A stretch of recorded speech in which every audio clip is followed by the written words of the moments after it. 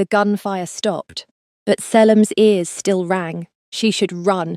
Every survival instinct her mother had drilled into her screamed go, go, go, back to her car, back to her tiny apartment, back to the safe, small life she'd promised herself after leaving nursing school. But her feet wouldn't move, because slumped against the lobby wall, surrounded by shattered glass and spreading blood, was a man holding 2 car seats. The babies inside were screaming. His suit, expensive, black, now soaked crimson, clung to a frame that was all lean muscle and sharp angles. One hand pressed against his side where blood pulsed between his fingers. The other gripped the car seats like a lifeline, his body curved protectively over the infants, even as his head lolled. Then his eyes opened, dark, dangerous, focused on her with an intensity that stole her breath. "Gwenchana," he rasped to the babies, voice shredding.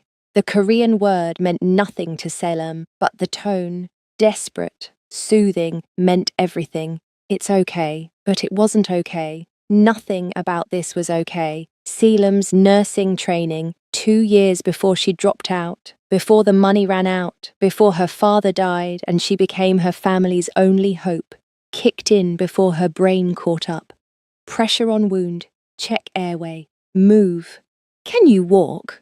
Her voice came out steadier than she felt. He nodded once, jaw clenched white. She didn't see the bodies behind the reception desk, didn't notice the tiger tattoo on his wrist when she hauled him up, his weight nearly buckling her knees, didn't recognize the symbol of Seoul's most feared crime family. She just saw a father who'd taken bullets protecting his children. She'd always been terrible at leaving people behind. Her ancient Hyundai sat in the loading zone, delivery bag still on the passenger seat. She'd been coming here for a late-night order, luxury apartment, good tip, money she desperately needed.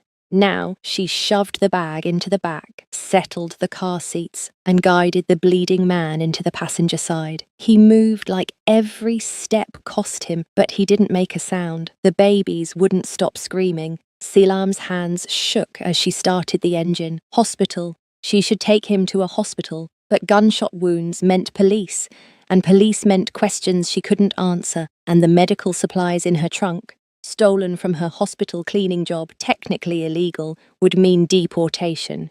She drove to her apartment instead.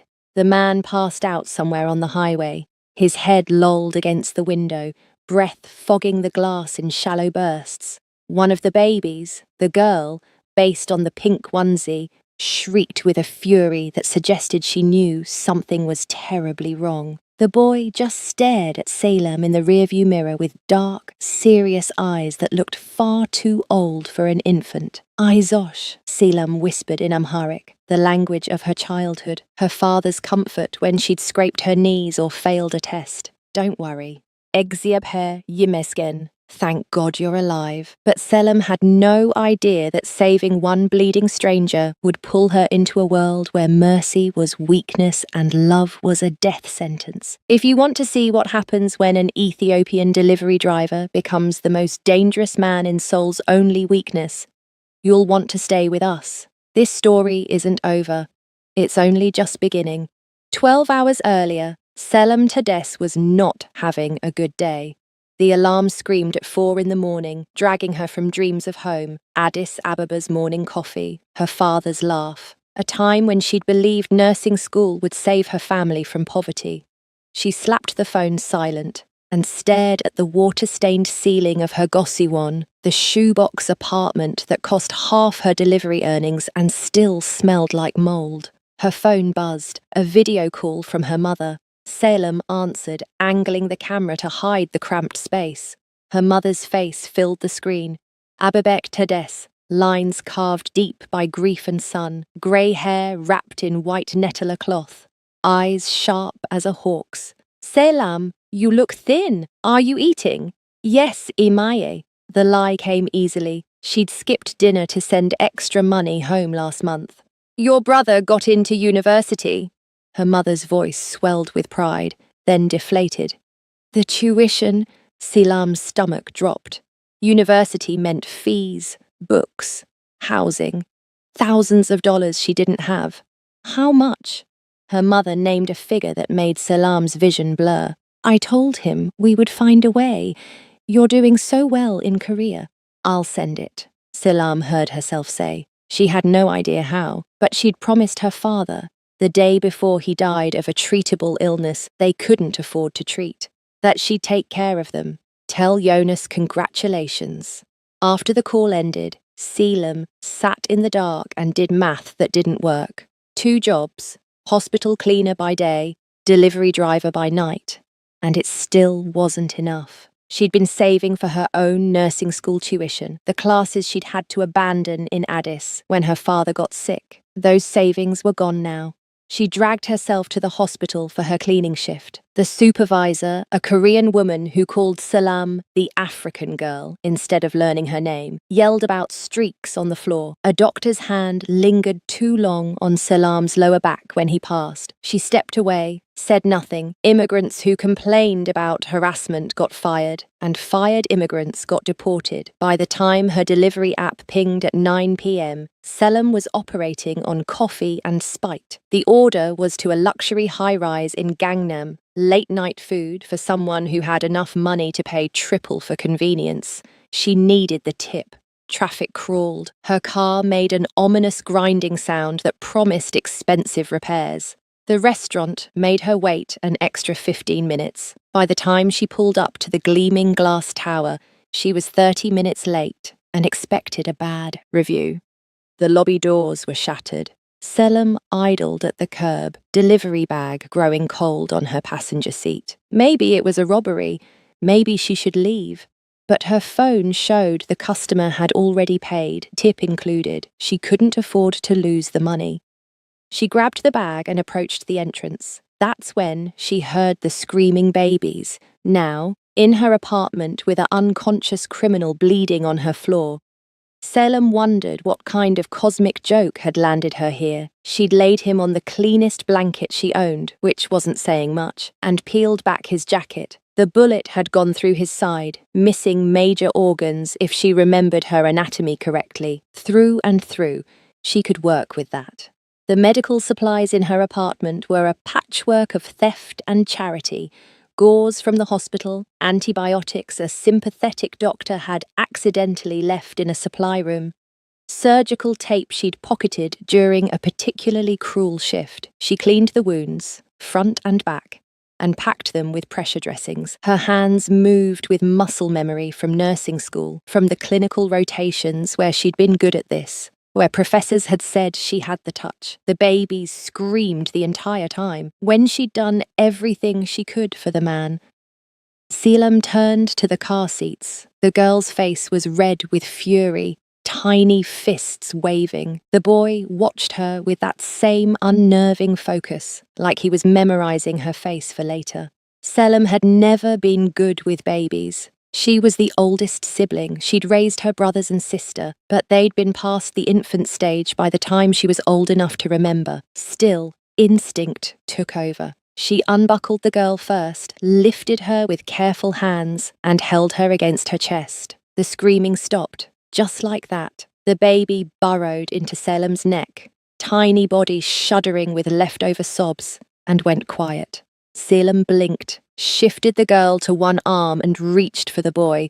He came willingly, solemn and watchful, and settled against her other shoulder. For the first time in hours, the apartment was silent, except for her racing heartbeat. Selim looked down at the man on her floor.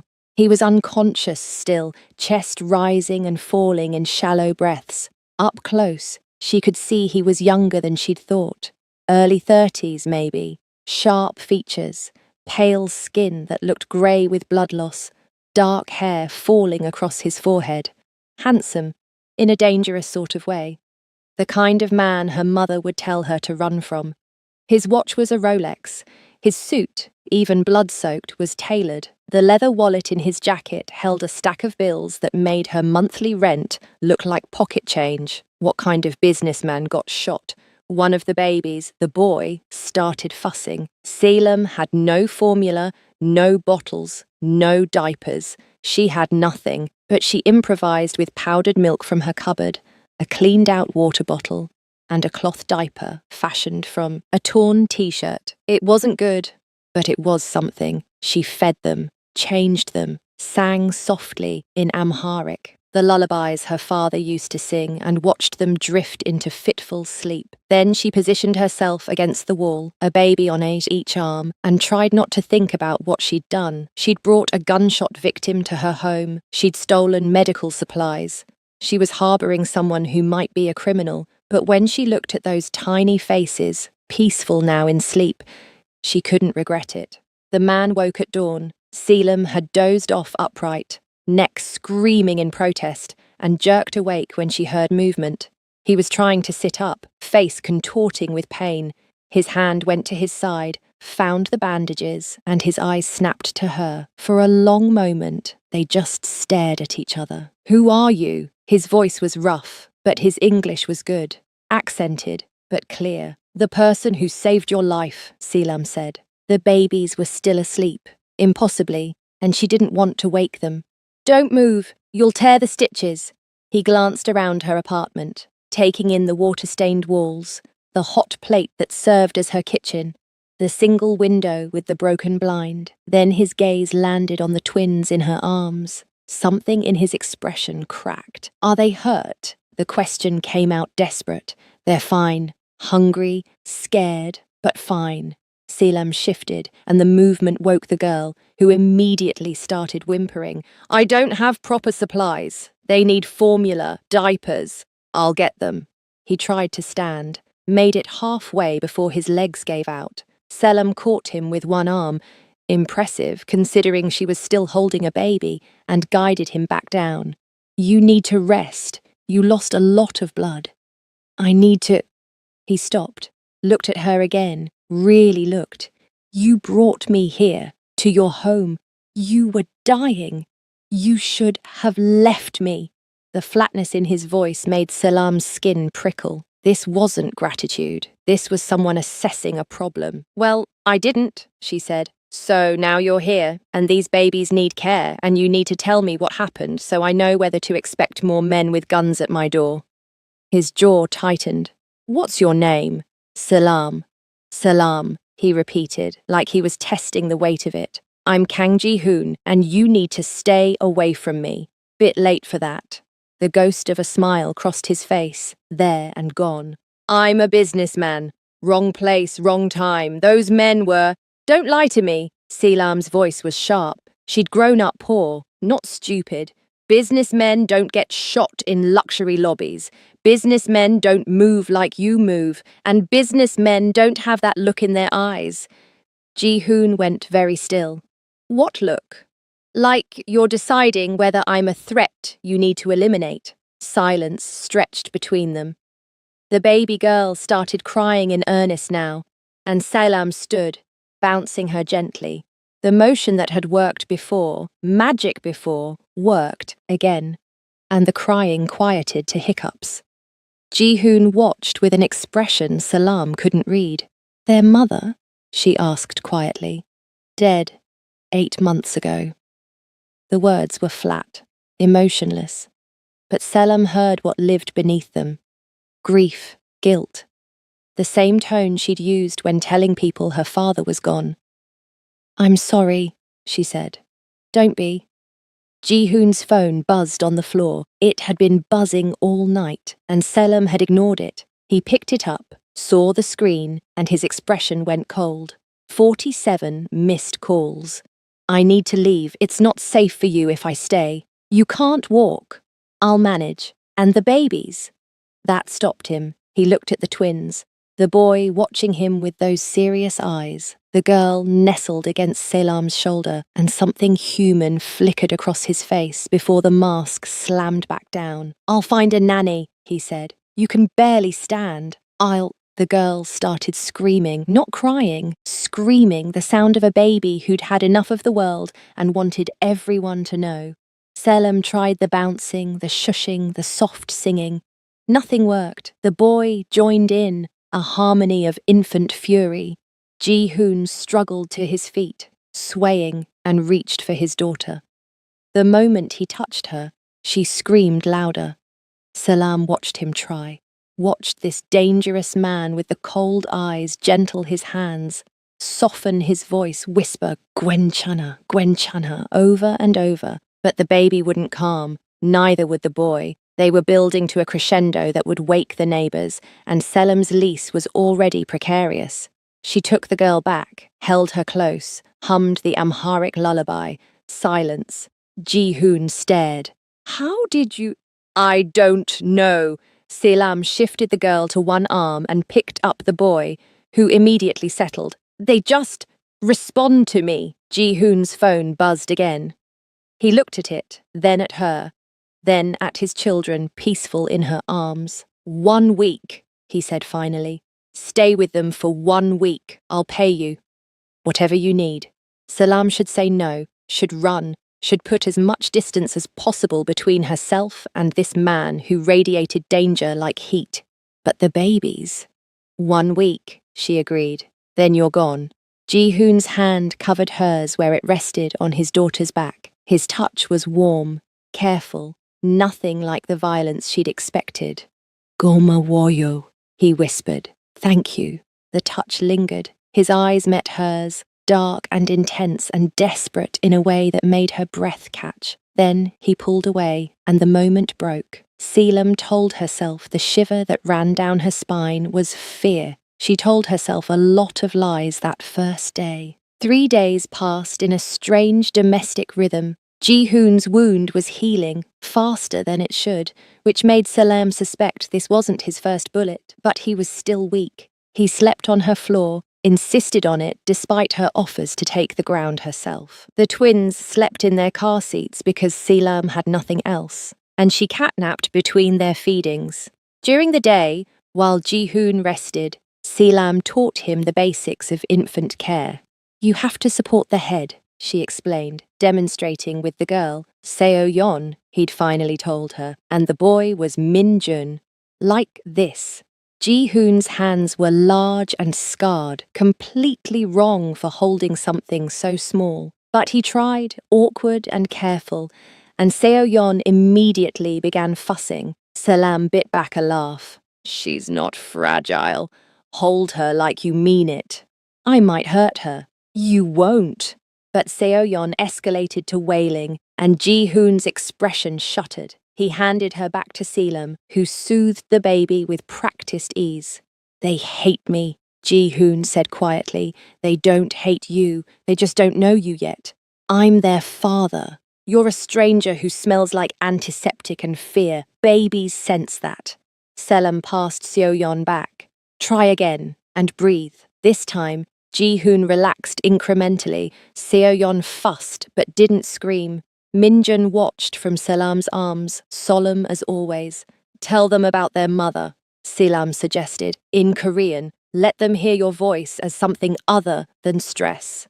Ji-hoon hesitated. Then, haltingly, he began speaking in Korean. Selam didn't understand the words, but she heard the music of them, the rise and fall, the gentling. Ji-hoon's expression softened as he spoke, some of the cold mask melting away, and Seo-yeon's crying quieted to hiccups. When he finished, there were tears on his face he didn't seem to notice. What did you say? Selam asked softly. That their mother was brave, beautiful, that she loved them more than anything. His voice was rough.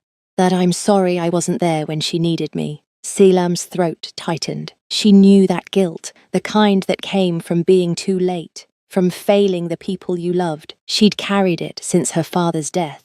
You're here now, she said. Ji-hoon looked at her like she'd offered him something precious and impossible. Then his phone rang, the 40th time that day, and the mask slammed back into place. He answered in Korean, rapid and harsh. Selam caught the word Hyungnim, repeated by the voice on the other end. Some kind of title, maybe. Ji-hoon's responses were clipped, cold. When he hung up, his expression was unreadable. I need to move you, he said. What? My people found you. This address, it's not safe anymore. He was already standing, though the movement made him wince. Pack what you need. We're leaving in an hour. You can't just— I can. His tone left no room for argument. And I will, because if they found you, others will too. You saved my life, Selam. I won't let that get you killed." Before Selam could respond, there was a knock at her door. Ji-hoon moved faster than someone with a bullet wound should be able to, positioning himself between Selam and the door. His hand went to his waistband, where, she realized with a jolt, he'd tucked a gun. Where had he gotten a gun? "Who is it?" Selam called. "Delivery," a male voice responded in Korean accented English. Ji-hoon's shoulders relaxed fractionally. He opened the door to reveal a young man in an expensive suit, mid-20s, boyish face that didn't match the calculating eyes. He took in the scene, Ji-hoon, half-heeled and armed, Selam holding 2 babies, the cramped apartment. "Hyung-nim," the man said carefully. "Your father is looking for you. Tell him I'm alive.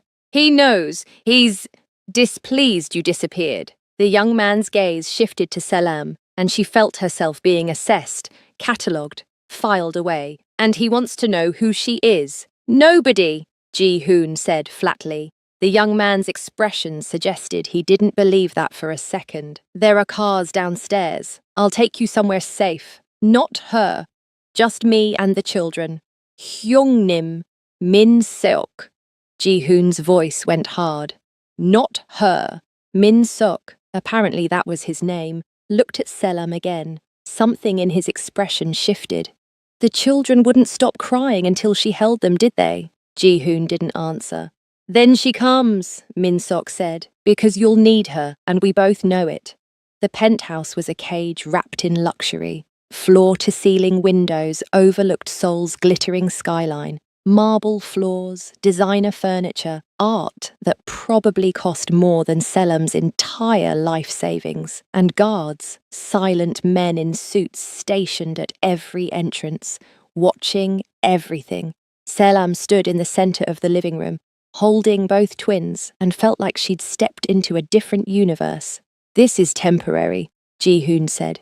He looked exhausted, the move having cost him, "until I secure something better." "Better than this?" Selam gestured at the obscene wealth surrounding them. "Safer than this." Min Seok was directing other men to bring in supplies. Formula, diapers, cribs, more baby items than 2 infants could possibly need. He approached Selam with a slight bow. "I'm Park Min Seok," he said in careful English. "I work for Kang Si. If you need anything, I need to understand what's happening." Selam's voice was sharper than she'd intended. "Who are you people? Why are there guards? Why did someone shoot at Ji-hoon?" Min Seok glanced at Ji-hoon, who shook his head minutely. "Business rivals," Min Seok said smoothly. "Nothing for you to worry about." "I'm holding his children in a fortified penthouse.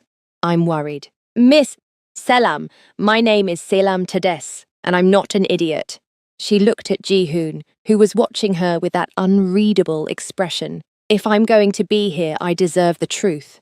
"You deserve to be safe," Ji-hoon said. "The truth doesn't help with that. The truth is, I brought a stranger into my home, and now I'm in his home and I don't even know who he really is." Selam's hands were shaking, she realized. The adrenaline of the last 3 days was wearing off, leaving exhaustion and fear. "So, tell me, please." Ji-hoon was quiet for a long moment. Then he spoke in Korean to Min Seok, who bowed and left. When they were alone as they could be with guards outside and babies in her arms, Ji-hoon sat down heavily on the leather couch. "I told you I'm a businessman," he said. "That's technically true. My family runs enterprises, import, export, real estate, entertainment. Legal enterprises." His smile was bitter. "Some of them." Selam's stomach dropped. "You're a criminal." "I'm a lot of things, most of them not good." "Then why did I save you?" The question came out broken. "Because you saw a father with his children, and you have a hero complex." Ji-hoon's gaze was steady. "You can leave, Selam. I'll have Min Seok take you home. You'll never see me again." Seo-yeon chose that moment to start fussing, not crying, just making the small sounds that meant she was uncomfortable. Selam adjusted her hold automatically, and the baby settled. "They need me," Selam said quietly. "I'll find a nanny." "They need me." She looked at him, this dangerous man who'd somehow become responsible for her in just 3 days. 1 week. You promised I'm staying 1 week. Relief crossed Ji-hoon's face. There and gone. 1 week. But they both knew it was already a lie. The week stretched into 2, then 3. Salam told herself it was for the babies. Seo-yeon still wouldn't settle for anyone else, and Min-jun had started reaching for her with grabby hands that made her heart melt. But late at night, when Ji-hoon sat with her while she fed the twins, teaching her Korean words in that low, careful voice, she knew it was more than that. She was falling, and falling for a criminal was the stupidest thing she could do. "Gigyu," Ji-hoon said, pointing to the diaper, "and uyu is milk." "Gigyu," Selam repeated. Her pronunciation was terrible, based on his barely suppressed smile. "Uyu. Better." He was healing well now, moving without wincing, though he still kept a gun within reach at all times. "Tomorrow I'll teach you how to swear." "Why would I need to swear in Korean?" "In case my father visits." Salam had heard about Ji-hoon's father in fragments, the patriarch of whatever criminal enterprise the Kang family ran, apparently terrifying enough that grown men flinched at his name. She wasn't eager to meet him. "Does he know about me?" she asked. Ji-hoon's expression darkened.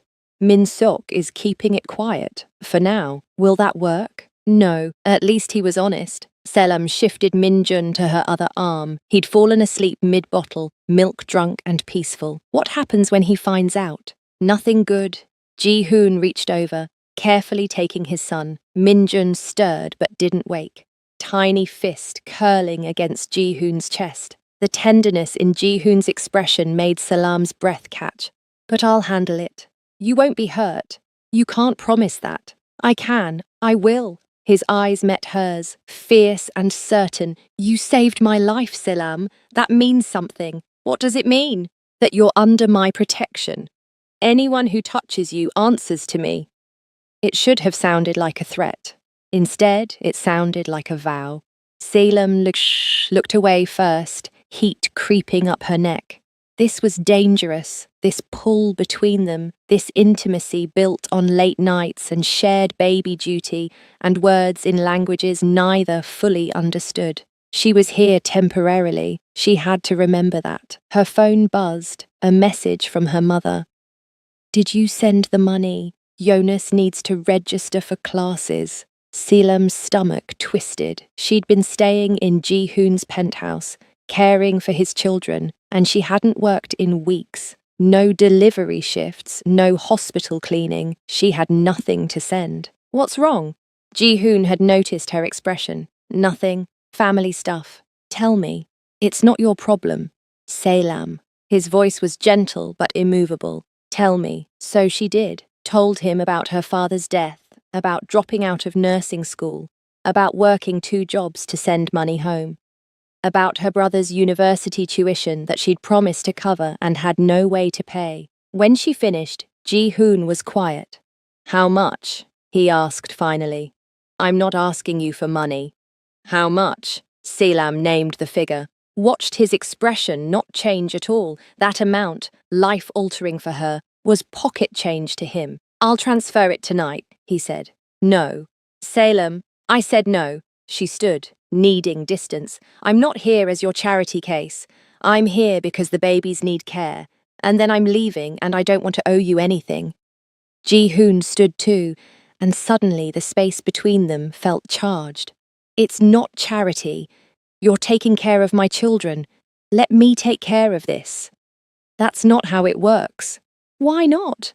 Because accepting help felt like failure, because she'd promised her father she'd be strong enough to save everyone, because if she let Ji-hoon give her money, what did that make her?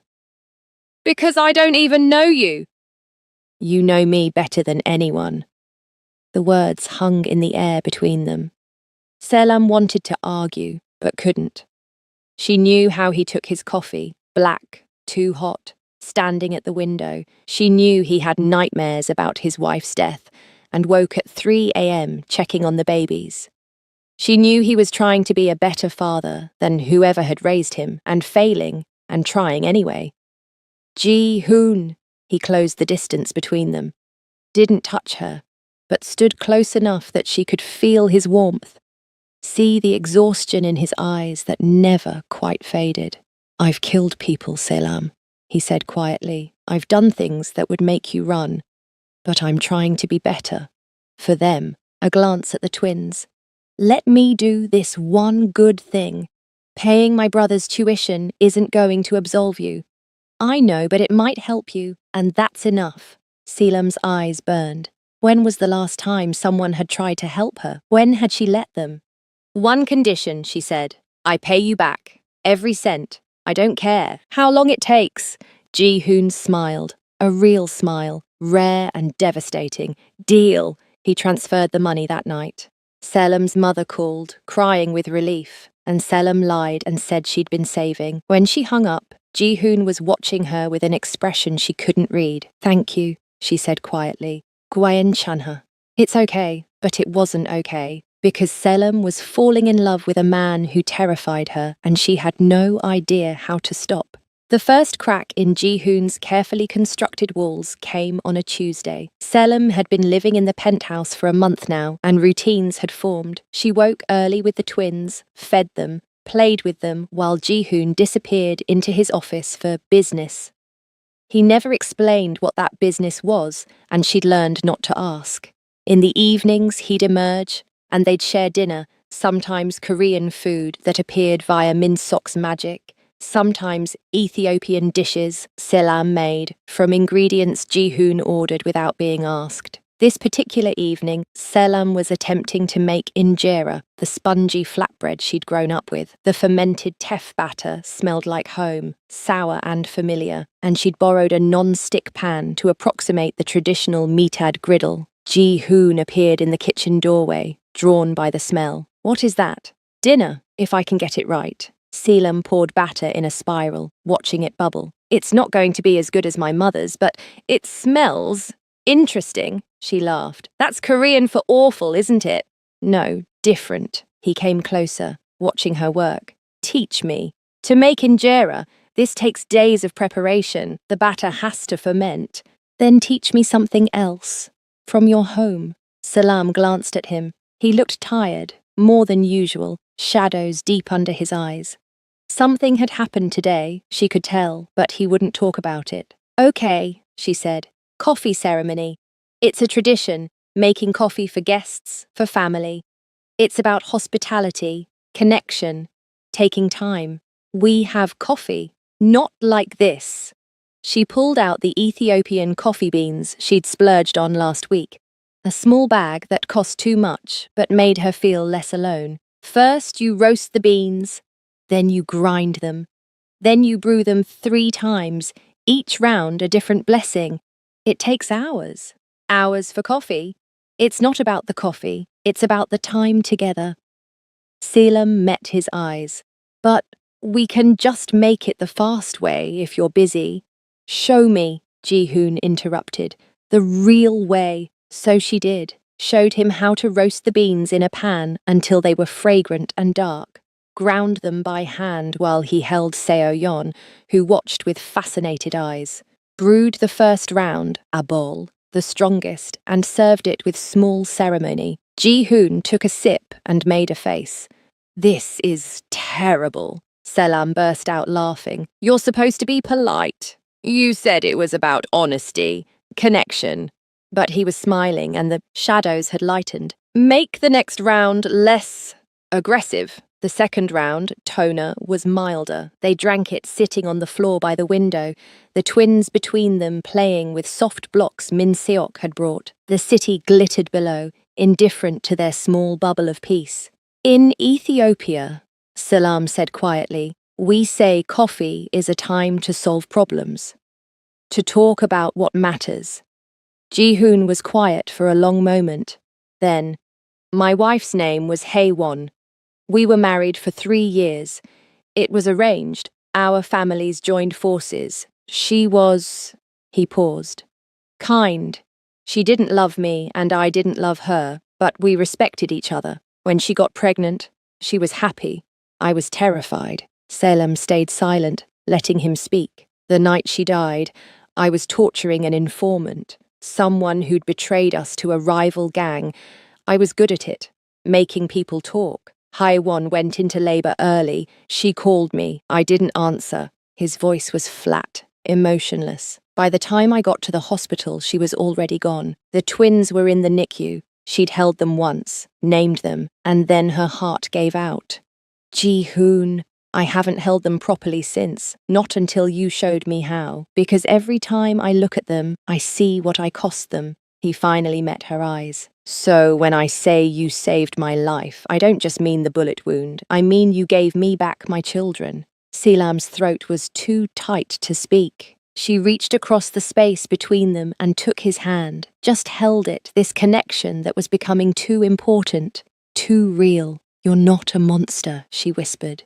You don't know what I've done. I know what you're trying to do. I know you're learning to make Gaegyu changes and sing lullabies. I know you're trying. She squeezed his hand. That's not nothing. Ji-hoon looked at their joined hands like he'd never seen anything so miraculous. Then he pulled her closer, slow enough that she could pull away, but she didn't, and kissed her. It was soft, careful, a question more than a demand. Selam froze. Every rational thought screamed at her to stop this, to remember who he was, what he did. But his lips were warm and gentle, and when he started to pull away, she followed.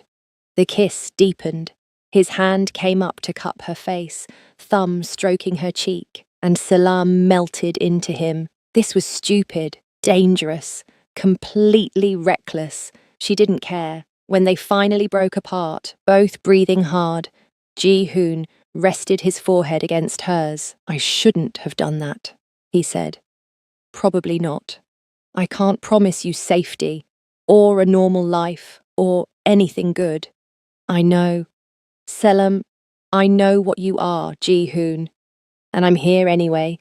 She pulled back enough to meet his eyes. I'm terrified, but I'm here.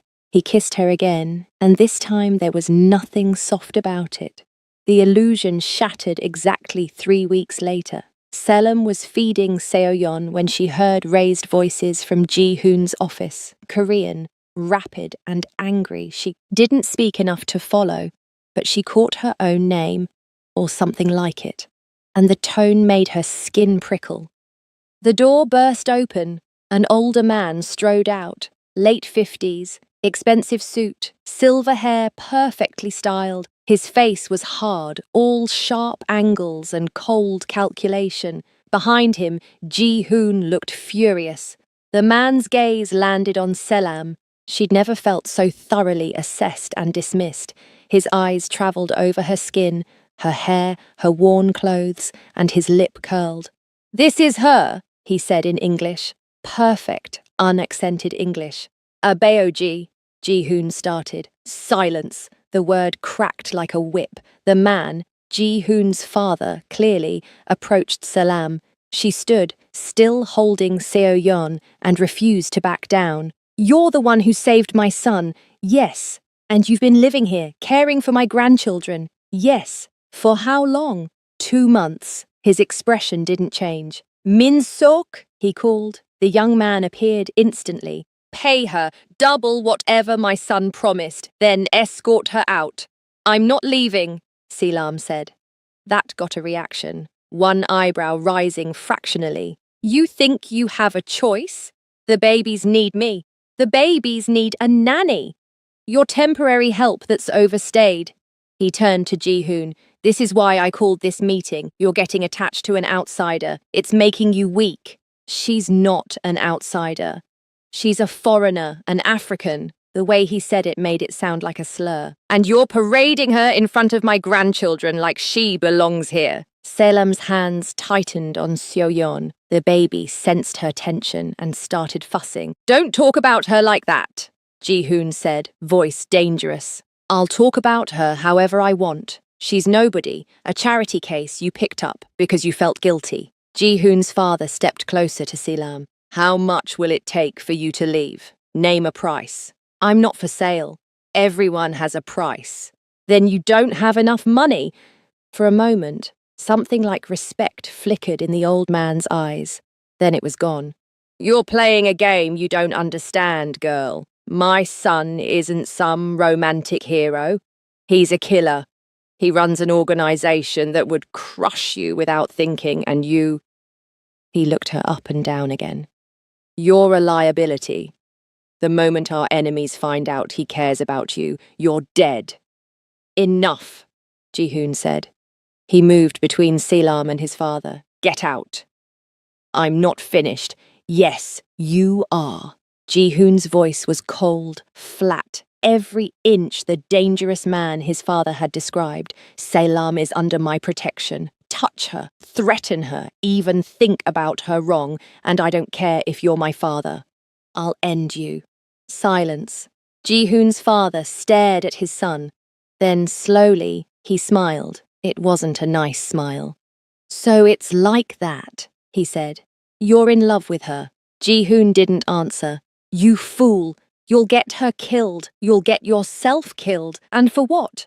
Someone who can't even understand our language as he switched to Korean, speaking rapidly.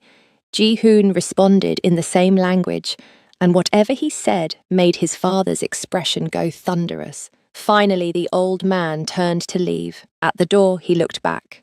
2 months, he said in English, clearly for Salam's benefit. Give her 2 months to enjoy this fantasy. Then reality will come for both of you. He left. The silence he left behind was deafening. Selam sank back onto the couch, legs shaking. Seo-yeon was wailing now, and she tried to soothe her, but her own hands were trembling. Ji-hoon knelt in front of her. "Selam, is it true?" Her voice came out small. "Are you a killer?" He didn't lie. "Yes." "How many people?" "I stopped counting years ago." She should run, should grab her things and never look back. But when she looked at Ji-hoon, this man who'd been teaching her Korean lullabies, who'd paid her brother's tuition without hesitation, who held his children like they were made of glass, she couldn't reconcile the two versions. "Why?" she asked. "Because it's the only life I've ever known. Because my father raised me to be this." Ji-hoon's expression was bleak. "I was 15 the first time. He made me watch an execution, then handed me the gun. Said if I wouldn't pull the trigger, I wasn't worthy of being his son." "So you did. So I did, and I've been doing it ever since." Selam's chest ached. "And you can't stop. If I walk away, I'm dead. They don't let people leave this life alive." He met her eyes. "But I'm trying to be better, to build something legitimate. It takes time and it's dangerous, but I'm trying. For them." He gestured to the twins. "For you. For me, because you look at me like I could be more than what I am, and I want to believe you're right." Selam closed her eyes. This was insane. She was falling in love with a mafia boss who'd just confirmed he was a killer. Her mother would disown her. Her church would condemn her. Everything she'd been raised to believe said this was wrong, but when she opened her eyes and saw Ji-hoon watching her with desperate hope, she made a choice. "I'm not leaving," she said. "Selam, you heard my father." "I'm not leaving," she repeated, stronger now. "But I need the truth, all of it. What you do, why you do it, what the danger actually is. No more protecting me with ignorance." Ji-hoon hesitated, then nodded. He told her everything. The truth was worse than she'd imagined. The Kang family controlled territory across Seoul. Gambling, loans, protection rackets, smuggling. They had politicians in their pocket, police on their payroll, judges who ruled in their favor. Ji-hoon, as heir apparent, managed day-to-day operations. That meant collecting debts, enforcing territory lines, and handling threats. Handling, Selam learned, meant killing. The shooting that night, Ji-hoon explained, was a rival gang, Japanese Yakuza trying to expand into our territory. They targeted me specifically, thought killing the heir would destabilize everything. He'd been at a meeting, twins with him because the nanny had quit. "I should have had more security. I was careless, and you paid the price. I'm alive. For now, but they know about you now. My father made sure of it, told the other families about my black whore." The words were bitter. "He's trying to make me look weak. And in this world, weakness gets you killed." Selam processed this. "So what do we do?" "I keep you protected. Guards, secure locations, limited public appearances. You become invisible again. I don't want to be invisible. You don't have a choice, not if you want to stay alive. Ji-hoon's frustration was palpable. This is why I didn't tell you. Because knowing doesn't help, it just makes you a target. I'd rather be a target who knows the truth than a victim who doesn't see it coming. They stared at each other, an impasse. Finally, Ji-hoon sighed. You're impossibly stubborn. You're impossibly controlling. I'm trying to keep you safe, I know, but you can't protect me by locking me away. Selam shifted Seo-yeon to her other arm. The baby had finally settled, exhausted from crying. We figure this out together. Or not at all. Ji-hoon pulled her close, careful of the baby between them, and kissed her forehead. You're going to get us both killed, probably, and you're staying anyway. Eonategna knew, she said in Amharic. It's true, I'm serious. His smile was small and sad. What did I do to deserve you? Saved 2 babies from a shootout. Everything else followed. But even as she said it, Selam knew things were changing. Ji-hoon's father had drawn a line, the clock was ticking, and sooner or later, reality would come for them. She just didn't know how brutal that reality would be. For 3 weeks, they lived in a fragile bubble. Ji-hoon increased security, more guards, cameras, restricted movement. Selam chafed at the limitations, but understood the necessity. She started learning Korean in earnest, studying during the twins' naps, practicing with Ji-hoon in the evenings. He, in turn, asked her to teach him Amharic. Fikir, she said, pointing to her heart. Love. Fikir, he repeated. His pronunciation was better than her Korean. And how do I say, I love you? Ewedi halehu for a man saying it, uwed shalehu for a woman. Ji-hoon looked at her, something intense in his expression. Ewedi halehu, selam, her breath caught. They'd been dancing around the word for weeks, showing it in actions but never saying it aloud. Hearing it now, in her language, made it real. Ewed shalehu, she whispered back. He kissed her, soft and deep. And Min-jun chose that moment to start fussing, breaking the spell. They laughed and the tension eased, and for a moment, everything felt normal. Then Salam's phone rang. Her mother's face filled the screen. Salam answered, angling the camera away from Ji-hoon. Ime, hi. Selam tadesse, why didn't you tell me? Her mother's face was furious. Tell you what? That you're living with a man, that you have children. They're not my children. Jonas told me he saw photos on social media, you holding babies in some luxury apartment. Abibek's voice shook. Who is he? Why are you living there? What happened to my daughter who promised to build a good life? Selam's stomach dropped. Ime, I can explain. Then explain now. There was no good way to do this. Salam glanced at Ji-hoon, who'd gone very still. Then she made a decision. His name is Kang Ji-hoon. He's Korean. The babies are his. His wife died and he needed help. I've been working as a nanny. A nanny who lives with him? It's complicated. Are you in love with this man? Silence. Selam, answer me. Yes, Selam said quietly. I love him. Her mother's expression crumbled. Oh, my daughter, what have you done? He's a good man, Ime. A good man who hides you from your family, who keeps you in some cage. Abibek leaned closer to the camera. I'm coming to Korea next week, and I'm meeting this man, and if I don't like what I see, you're coming home with me. The call ended. Selam sat in silence, phone dead in her hand. Ji-hoon moved to sit beside her. Your mother, he said, is coming here to meet you. Selam laughed, slightly hysterical. She's going to hate you. Most mothers would. She's going to try to take me back to Ethiopia. Will you go? Selam looked at him, really looked, at the man who'd been a stranger 2 months ago and was now everything. No. Even if she asks. Even if she begs. Selam took his hand. I'm choosing you, Jihoon. I'm choosing this, whatever that means. He pulled her into his arms, holding her like she might disappear. Against her hair, he murmured something in Korean she didn't understand. What did you say? That you're braver than anyone I've ever known, and I don't deserve you. Probably not, she agreed, but you're stuck with me anyway. His laugh was quiet and broken. For however long we have. It wasn't a promise of forever, but in their world it was the best they could offer. Ababek Tades arrived on a Tuesday with all the fury of a mother protecting her child. Selam met her at the airport, nervous and excited. It had been almost a year since she'd seen her mother in person, and the sight of Ababek, smaller than Selam remembered, greyer, worn down by years of washing other people's laundry, made her throat tight. Ime, she breathed. Ababek looked her over critically. You've gotten thinner. Are you eating? Yes, Ime. And this man feeds you properly. He's Korean. The food is different, but bring me to him. Now! The drive back to the penthouse was tense. Ababek asked pointed questions.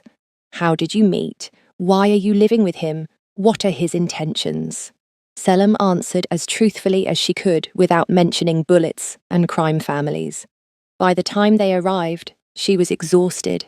Jihoon was waiting in the living room, the twins playing on a mat. He'd dressed carefully, still elegant, but more approachable. When Ababek entered, he stood and bowed slightly. Mrs. Tades, welcome to my home. Ababek didn't return the greeting. She looked around the penthouse, taking in the luxury, the guards visible through the windows, the obvious wealth, and her expression hardened. Where is my daughter sleeping? She has her own room. Show me. Selam led her mother to the guest room she technically stayed in but rarely used. The bed was made, untouched. Ababek saw her daughter's things scattered in the master bedroom across the hall, and her lips thinned. You're living in sin, Ime. Don't! I raised you better than this. Ababek turned to face her. Who is this man really? What does he do? He's in business. What business? Selam couldn't lie to her mother. Import, export, real estate. And the guards, the fortress apartment, the way he moves like a man expecting violence. Ababek wasn't stupid. Tell me the truth, Selam. Before Selam could answer, Seoyeon started crying. Both women turned to see Jihoon trying to soothe his daughter and failing. The baby's wails escalated. Selam moved automatically, scooping Seoyeon up. The crying stopped instantly. The baby nuzzled into her neck, tiny fist gripping her shirt.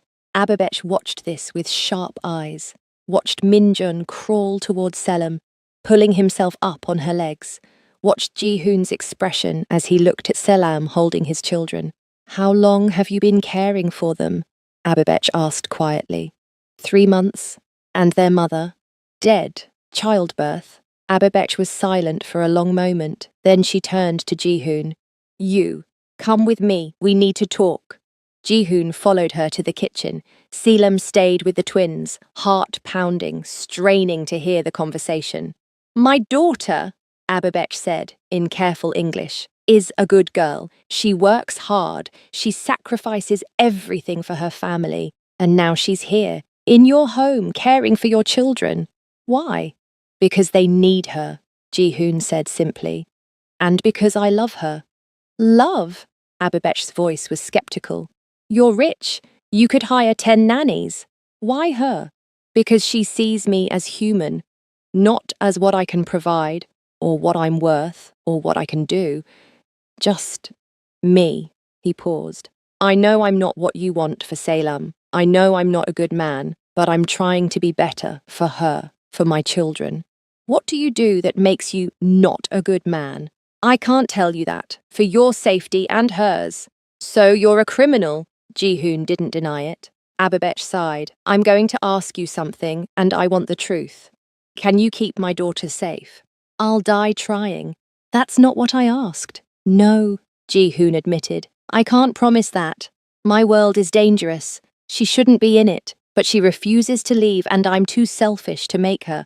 At least you're honest. Ababek studied him. She loves you. I can see it. And those babies, they've bonded to her. If I take her back to Ethiopia, she'll be heartbroken. I know. But if I let her stay, she might die. I know that too. So what do I do? Ji-hoon met her eyes.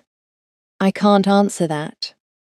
I'm not a father offering promises and stability. I'm a man asking you to trust me with your daughter's life, knowing I might fail. That's all I have. Ababesh was quiet for a long time. Then she said something that surprised him. Let me make coffee. The proper way. And you'll help me. The coffee ceremony took 3 hours.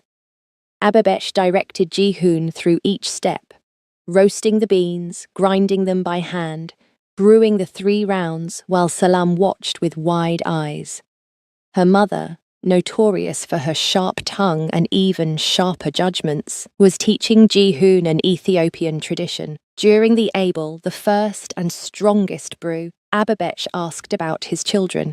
Ji-hoon spoke haltingly about Haewon, about his failures as a father, about how Selam had taught him what love looked like. During the toner, the second round, she asked about his family. He told her about his father's cruelty, the life he'd been forced into, the empire he was trying to escape. During the Barika, the final round, she asked about his intentions. I want to marry her, Ji-hoon said quietly, if she'll have me. If you'll allow it. Ababesh looked at Selam across the room. Her daughter was singing to Minjun in Amharic, the lullaby Ababesh had sung to all her children. The baby watched her with adoring eyes. You're not what I wanted for her, Ababesh said finally. I wanted her to marry a good Ethiopian man, a Christian, someone safe. I understand, but I see how you look at her like she's the only thing keeping you human. Ababesh poured the barika into small cups, and I see how she looks at you like you're worth saving. I'm not. That's for her to decide, not you. She handed him a cup. I won't give you my blessing, but I won't take her away either. She's a grown woman. Her choice is her own. It wasn't approval, but it wasn't rejection. Ji-hoon bowed his head. Gomawoyo. Don't thank me in Korean. Thank me by keeping her alive. Ababech's eyes were hard. Because if anything happens to my daughter, I will find you. I don't care what kind of monster you are. I will find you. I believe you. Good. That night, after Ababech had gone to sleep in the guest room and the twins were down, Selam found Ji-hoon on the balcony. She likes you, Selam said, sliding into his arms. She threatened to kill me. Same thing in her language. Selam tilted her head up. What did you tell her during the barika? That I want to marry you. Selam's breath caught. Ji-hoon, not now. Not while things are like this, but someday, when I've made things safer, when I can give you a life that isn't hiding in penthouses. He cupped her face. Someday, Selam Tades, I'm going to ask you properly, and I hope you'll say yes. I will, she whispered, whenever you ask. Answer is yes. He kissed her, and the city glittered below them, and for one perfect moment, forever seemed possible. But forever was about to run out. Looking at them now, this woman who'd changed everything and the mother who'd raised her to be strong, you'd think that love could conquer anything. That family opposition would soften, that danger would pass, that happy endings were inevitable. But in a world where love makes you a target and mercy makes you weak, peace is always temporary. And Selam and Ji-hoon's peace was about to shatter. If you're invested in seeing how far they'll go to protect what they've built together, stay with us, because things are about to get much, much worse before they get better. Ababech left after a week, grudgingly accepting that Selam had made her choice.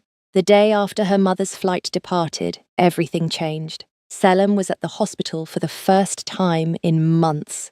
She'd insisted on keeping her cleaning job, partly for independence, partly because sitting in the penthouse was driving her insane. Ji-hoon had relented, but only with conditions.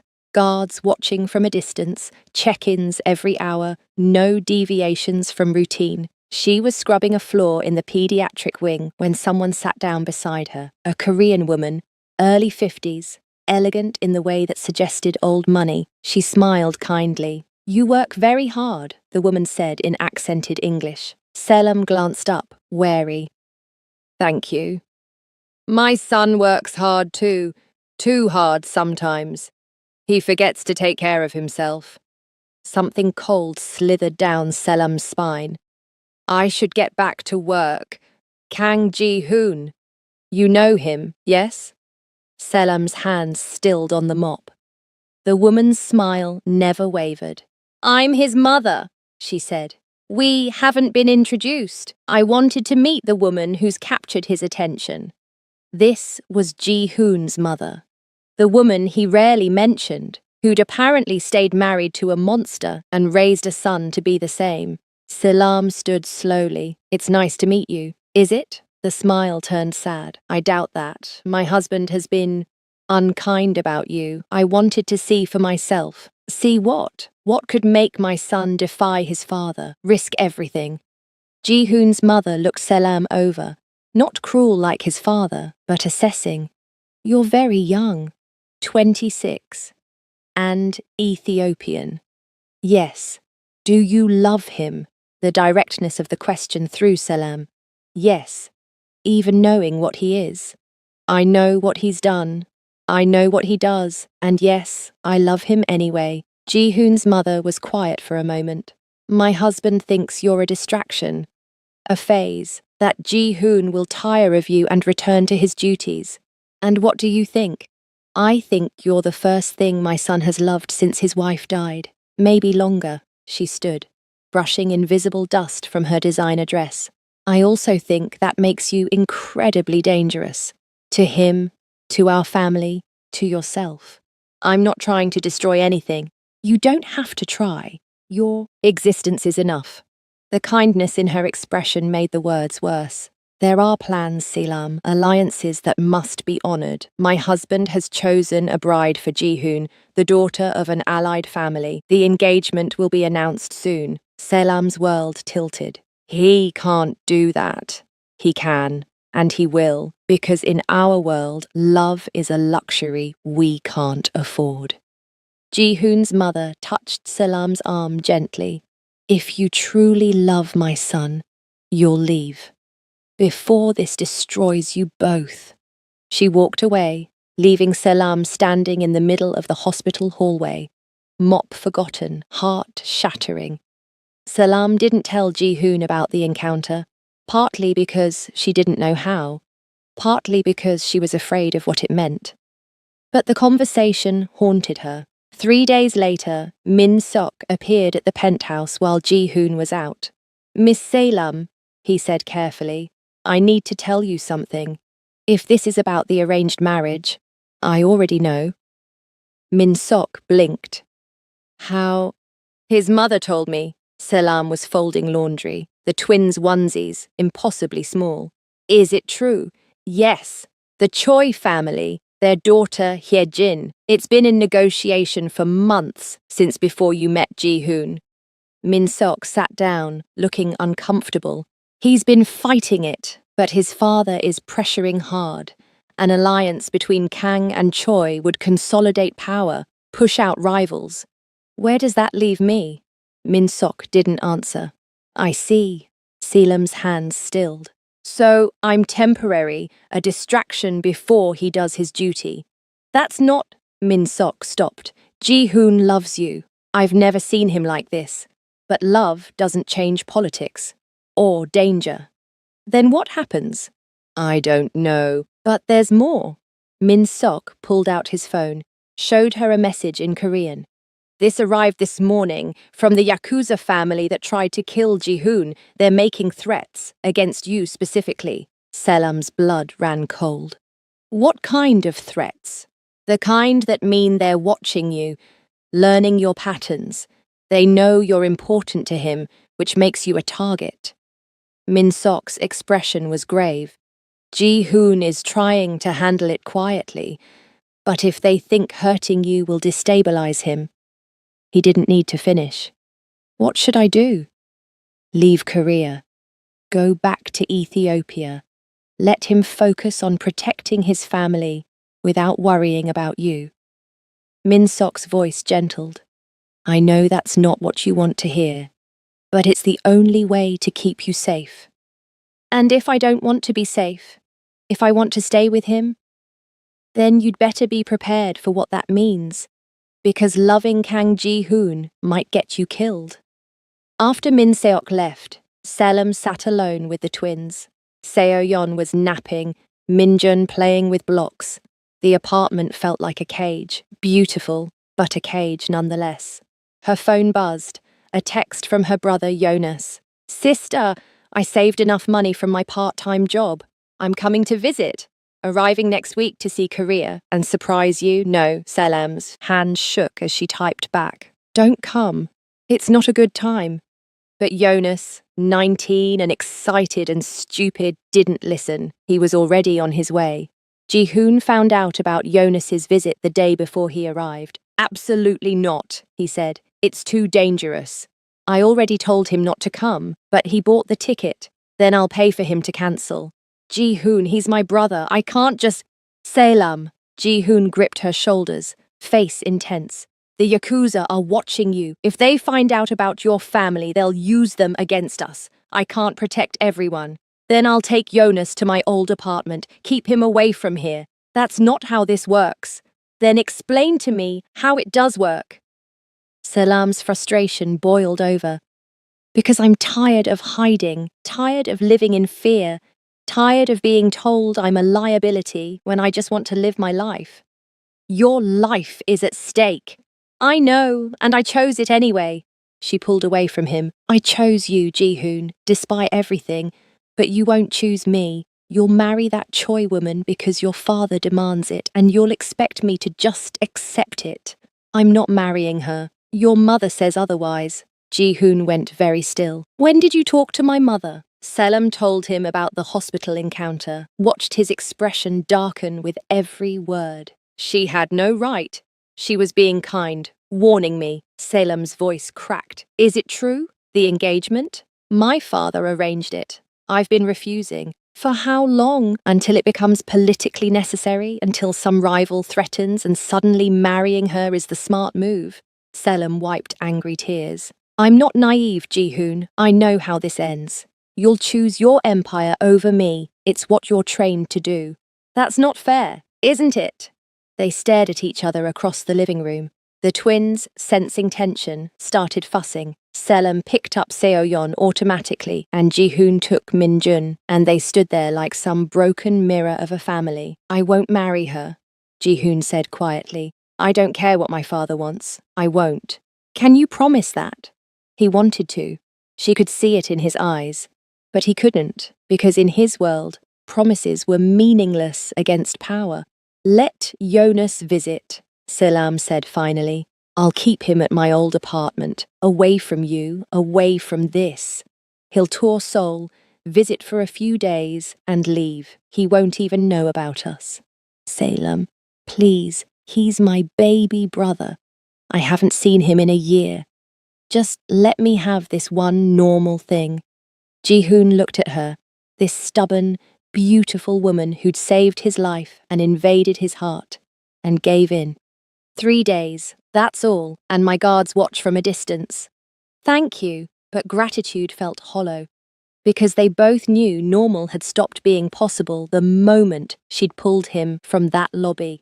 Jonas arrived bright-eyed and excited, armed as a sophisticated, full of plans to see Seoul's landmarks and practice his broken Korean. Selim met him at the airport, hugged him tight, and tried to pretend everything was fine. She'd cleaned her old Gosiwon apartment, stocked it with food, borrowed money from Ji-hoon, which felt wrong but necessary. For 3 days, she played tour guide, took Jonas to Gyeongbokgung Palace, Myeongdong Shopping District, Namsan Tower. He took selfies and ate street food and talked about university with the enthusiasm of someone whose dreams were still intact. On the 3rd day, Jonas wanted to explore Itaewon alone. I'm 19, not 9, he laughed when Selim protested. I'll be fine. Seoul is safer than Addis. She let him go. watched him disappear into the crowd, tall and gangly and so young. Then she went back to the penthouse to check on the twins. That's when Min Seok called. "We have a problem," he said, voice tight. "Is your brother with you?" "No, he's sightseeing in Itaewon." "He's not. He's been taken." The world stopped. "What?" "Yakuza grabbed him 20 minutes ago. Surveillance caught it. They knew exactly who he was, exactly when he'd be alone." Min Sok paused. "They've sent demands. They want Ji-hoon to stand down, agree to the Choi marriage and cede territory, or they'll send your brother back in pieces." Salam couldn't breathe. Where is Ji-hoon? In a meeting with his father, they're deciding how to respond. "Get me there, now." She arrived at Kang family headquarters, a building she'd never been to, all steel and glass and intimidation, to find Ji-hoon in a conference room surrounded by men in suits. His father sat at the head of the table like a king. Ji-hoon's face when he saw her was anguished. "Salam. Where's my brother?" "We don't know yet, but we're working on it." "This is your fault." Kang Dae-jung's voice cut through the room. "Your weakness for this woman brought this on us. The Yakuza know you care about her family. They're exploiting it." "Then let me negotiate," Ji-hoon said. "I'll give them what they want." "You'll do no such thing. We don't negotiate with rival gangs. It shows weakness. They have an innocent boy, who is nothing to this family." Dae-jung looked at Selam with cold disdain. "This is what happens when you indulge sentiment. People get hurt." "I'll find him myself," Salam said, voice shaking with rage. "You'll do nothing. You've done enough damage." "Enough!" Ji-hoon's voice cracked like a whip. "I'll handle the Yakuza. But Salam's brother gets returned safely. That's non-negotiable." "Or what?" His father leaned back. "You'll defy me? You'll start a war over a foreign woman's brother?" "If I have to." Silence. The other men in the room looked uncomfortable. Dae-jung smiled. It was a terrible smile. "Fine," he said. "I'll make you a deal, my son. We'll retrieve the boy. But in exchange, you announce your engagement to Choi Hye-jin, publicly, this week." "No, those are the terms. The Choi family has connections to the Yakuza's Korean partners. One word from me and the boy is released." "But you marry the girl." Dae-jung looked at Selam. "Or we let this play out naturally and your brother dies. Your choice." Ji-hoon's hands clenched into fists. Selam could see the war in his expression. Love versus duty, her family versus his empire. "Don't," Selam whispered. "Don't sacrifice yourself for Jonas. We'll find another way." "There is no other way," Dae-jung interrupted. "The Yakuza want blood or compliance. I'm offering compliance. Take it, or your brother's blood is on your hands." Ji-hoon looked at Selam. His eyes said everything. "I'm sorry. I love you. I have no choice." "I'll do it," he said. "I'll announce the engagement. Just get the boy back safely." "Done." Dae-jung waved a hand. "Min Seok, make the arrangements. And you," he looked at Selam, "leave. You're no longer welcome here." Selam turned and walked out. She made it to the elevator before the tears came.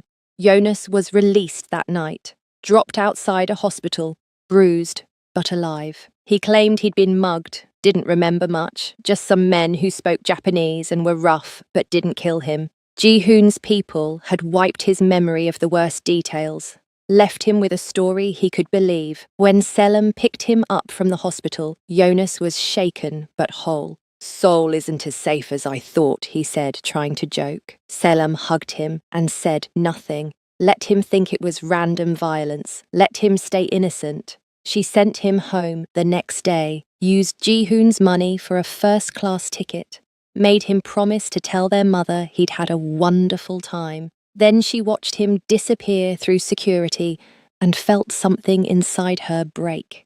The engagement announcement went live that evening. Selam saw it on the news. Ji-hoon, in an expensive suit, standing beside a beautiful Korean woman with perfect features and a practiced smile. The headline read, Kang heir to wed Choi family daughter in alliance marriage. He looked miserable, but he looked committed. Her phone buzzed. Messages from Ji-hoon. Dozens of them, each more desperate than the last. I'm sorry I had no choice.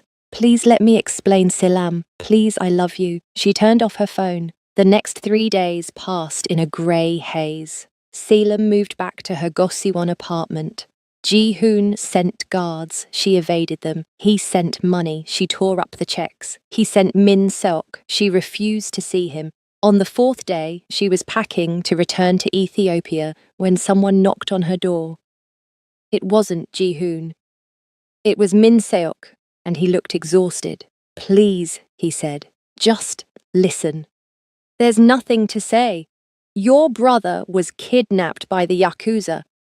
They threatened to kill him unless Ji-hoon agreed to the marriage. He saved Jonas's life by destroying his own. Min Seok pulled out his phone, showed her security footage. Watch. The video showed Jonas being grabbed by men in suits, showed him being held in a warehouse, terrified and alone, showed Ji-hoon negotiating, his face cold, his voice steady, even as he was agreeing to marry someone he didn't love. Then it showed Ji-hoon afterward, alone in his penthouse, surrounded by the twins' toys Selam had bought, drinking, staring at a photo of her, looking destroyed.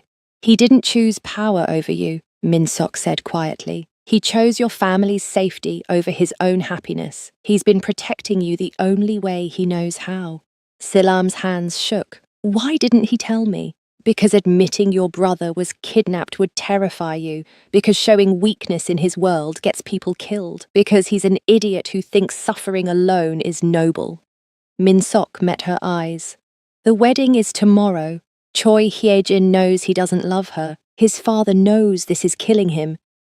But he's going through with it. For you. I don't want him to do it for me. Then stop him, because I've watched him spiral for 4 days, and if he goes through with this marriage, he'll never recover. He'll become exactly what his father wants. Cold, dutiful, dead inside. Min Seok's voice softened. You brought him back to life, Selam. Don't let him throw it away. After Min Seok left, Selam sat in the dark and thought about her mother's words during the coffee ceremony. Her choice is her own. She'd chosen Ji-hoon once, in the bloody lobby, in the penthouse, in her heart despite every warning. And he'd chosen her, chosen saving her family over his freedom, chosen her happiness over his own. Now it was time to choose him one last time. Selam picked up her phone and called the one person who could help. Ime, she said when her mother answered. I need your blessing. For what, my daughter? To fight for love, for the man you didn't want me to have but who makes me whole. Silence on the other end. Then, I didn't raise you to be safe, Selam. I raised you to be brave. Go, fight, and I'll pray. It was all the permission she needed. The wedding was at a luxury hotel in Gangnam. Traditional Korean ceremony. Hanboks, bowing, ritualized vows that meant nothing to anyone involved. Selam had never been to a Korean wedding, but she'd researched enough to know the basics. She also knew that crashing one would either save Ji-hoon or get them both killed. She wore her delivery uniform, stained, wrinkled, the opposite of wedding appropriate. She couldn't afford anything else, and honestly, she didn't care. This wasn't about looking the part. This was about claiming what was hers. The hotel guards tried to stop her. She showed them a photo of the twins. I'm the nanny, he needs to know they're okay. And they hesitated long enough for her to slip past. The ceremony had already started. Ji-hoon in traditional hanbok stood at the altar, face blank as a mask. Beside him, Choi Hye-jin looked beautiful and miserable in her own hanbok. The hall was full of Seoul's elite, crime families, politicians, business leaders, all here to witness the alliance. Selam pushed through the doors. Silence crashed over the room like a wave. Ji-hoon's head turned. When he saw her, his expression shattered, hope and agony and disbelief all at once. Selam walked down the aisle. Every eye followed her. whispers erupting like wildfire. She saw Ji-hoon's father stand, furious, saw Hyejin's father reach for something, a weapon maybe, saw guards moving. She didn't care. She reached the altar and looked at Ji-hoon. In the broken Korean she'd been practicing for weeks, she said the only words that mattered. Saranghae, I love you. Mianhae, I'm sorry. Please, choose. The hall erupted. Dae-jung was shouting in Korean, guards advancing, but Hyejin, surprisingly, held up a hand. Wait, she said in English, clearly for Selam's benefit. Everyone stopped. Hyejin looked at Selam, then at Ji-hoon. Do you love her? Ji-hoon didn't hesitate. Yes. More than this? She gestured at the wedding, the alliance, the empire. More than anything. Hyejin smiled sadly. Then I release you from this engagement. I never wanted it either. Chaos. Her father was shouting. Dae-jung was calling for security, but Hyejin stood her ground. I won't marry a man who loves someone else, and I won't be the reason two people who actually love each other are torn apart. She looked at her father. We'll find another alliance. This one is broken. Ji-hoon turned to Selam, took her hand.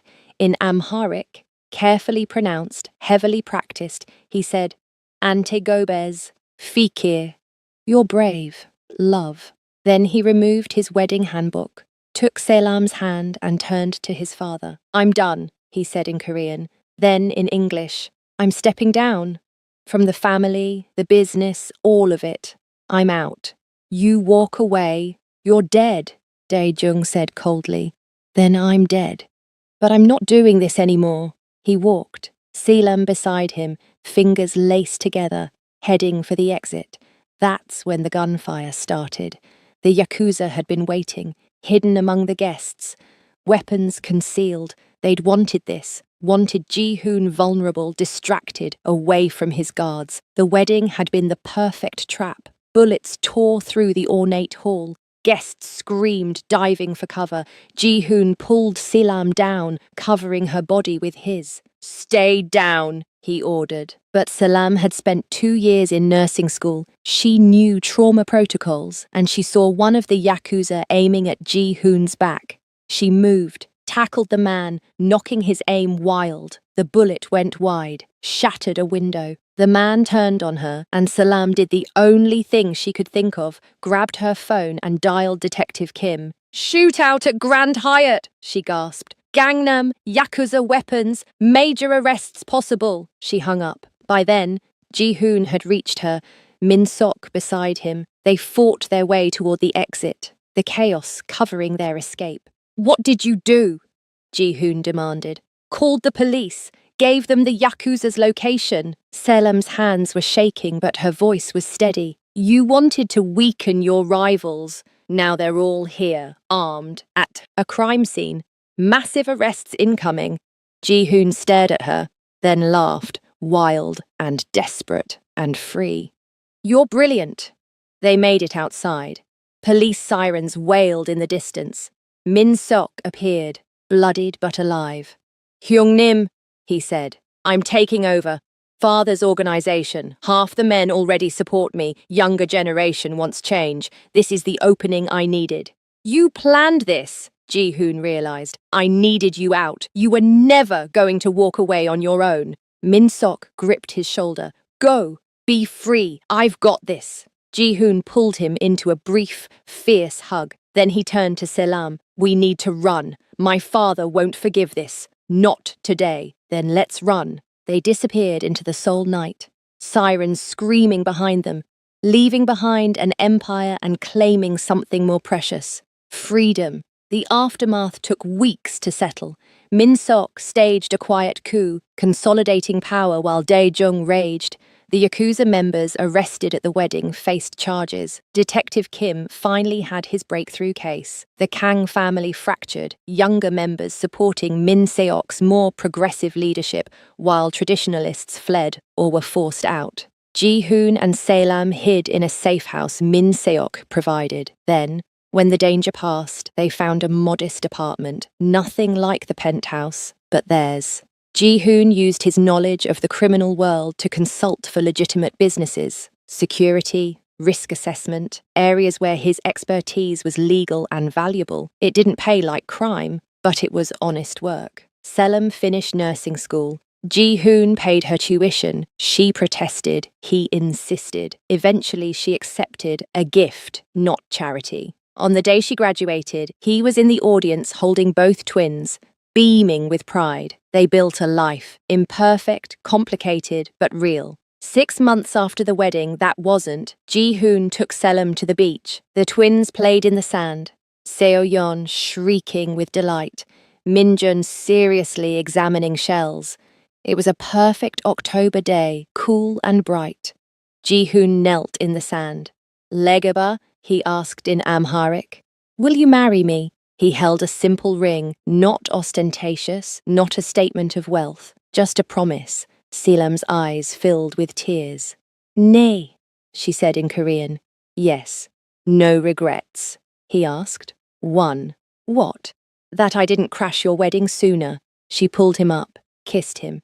"Everything else. Exactly as it should be." They stood there, the twins between them, the ocean behind them, and built a different kind of empire, one made of love and second chances and fierce, defiant hope. It wasn't the ending anyone expected, but it was theirs.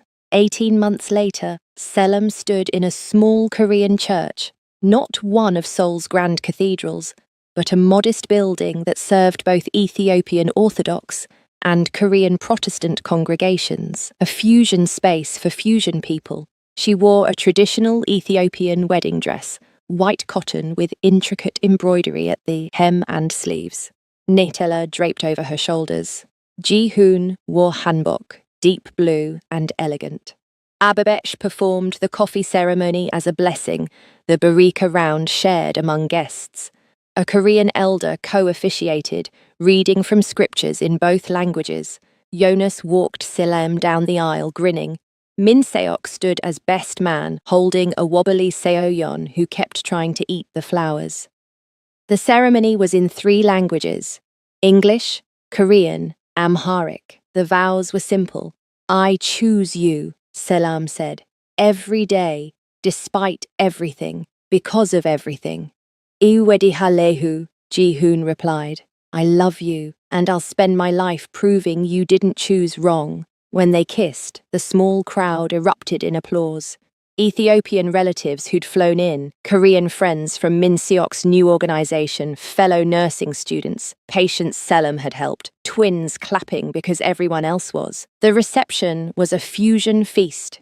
Injera beside kimchi, dorowot next to galbi, Ethiopian shoulder dancing mixed with Korean fan dances, imperfect and joyful. Ji-hoon's father's chair sat empty. He'd been invited but refused to come. But his mother attended, sitting in the back, silent but present. At one point, Detective Kim appeared. Selim tensed. "Relax," Kim said, holding up his hands. "I'm off duty. Just wanted to say, case closed. Officially. Nothing stuck." He looked at Ji-hoon. "You're clean, legally." "Thank you." "Don't thank me. Thank her." He nodded at Selim. "That tip about the Yakuza at the wedding, biggest bust of my career. I owe you." He left. In the envelope he'd handed Selim was a medical scholarship, funded anonymously, she knew by whom, in her father's name, for Ethiopian students pursuing nursing in Korea. She cried. Ji-hoon held her. The twins demanded attention. As the night wound down, Selim and Ji-hoon danced, traditional Ethiopian shoulder dance mixed with Korean movements, neither perfect but beautiful in its awkwardness. "They said we were impossible," Selim murmured. "We are impossible. Yet here we are.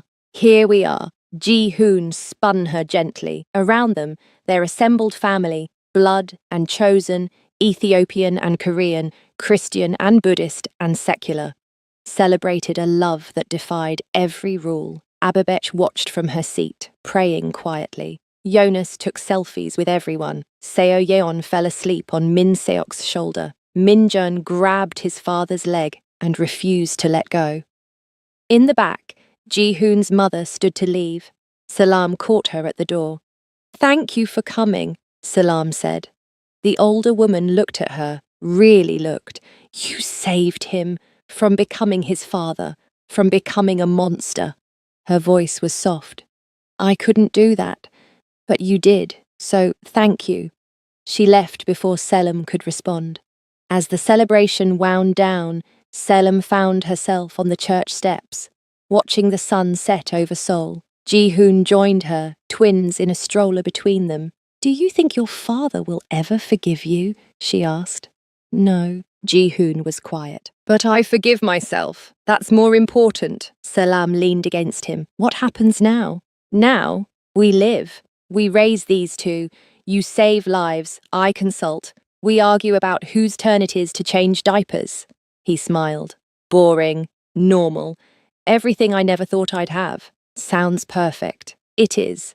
They stood there as the city lights began to flicker on. Seoul, vast and indifferent and beautiful. A city that had tried to break them and failed. A city that was now home. Somewhere, Daijung was probably burning their wedding announcement. Rivals were probably plotting. Life was still dangerous, still complicated, but here, on these steps, with their children and their hard-won peace, Salem and Ji-hoon were exactly where they belonged. Ewedi halehu, she whispered. Saranghe, he replied. Different languages, same meaning, the only translation that mattered. If this story moved you, if you believe that love is worth fighting for, even when the world says it's impossible, we'd love to hear from you. Share this story with someone who needs to be reminded that brave choices matter. Tell us in the comments, would you crash a wedding for love?